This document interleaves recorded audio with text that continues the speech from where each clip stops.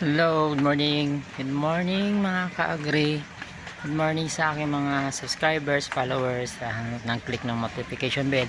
Ng umaga nandito ako, galing ako sa farm, dito ako sa lettuce ko.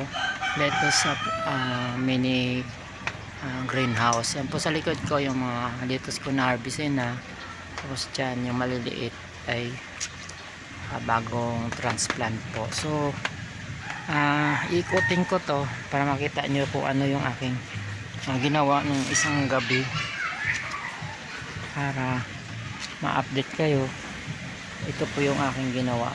Nag-transplant ako ng 100 heads. Yan po sa likod ko, 26 days old old mate eh. So all is good, and so far makapag-ani ako ng maayos. Thank you. Sana nga may punla na ako kasi wala pa akong pambili.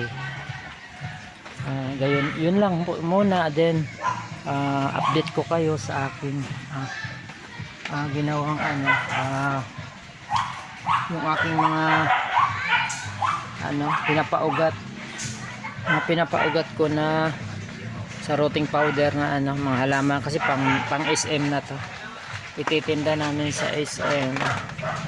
Tapos itong basil, ito po yung aking mga herbs, pinaugat ko rin to kasi kung tubig lang siya, pag tubig lang po hindi pwede, kailangan may rotting powder para umugat siya. Yun, unti-unti na siyang sumigla kasi nag-uugat na po yan. By next week bukas na to yung mga dahon niya. So itong Tarragon bukas na. Ito po yun sila, nakalubog po sila sa tubig na may rotting powder po yan. May tubig po yan, rotting powder po yan. Tapos ang achievement ko naman is itong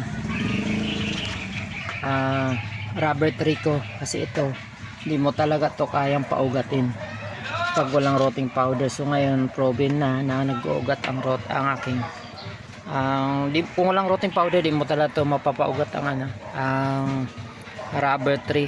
Nasubukan ko na ilang beses yan, hindi talaga nauugat, pero ngayon ito nag-ugat siya.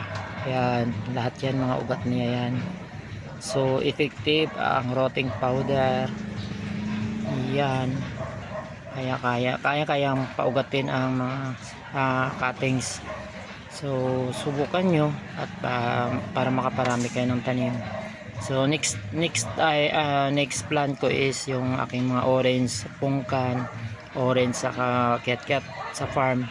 Kakatings ko na rin po yun para maparami ko ititinda sa SM. So ngayon po yan po mga mamahaling aglaw ni Ma, papaugatin ko yan. Saka ito, ang bili ko nito is 600.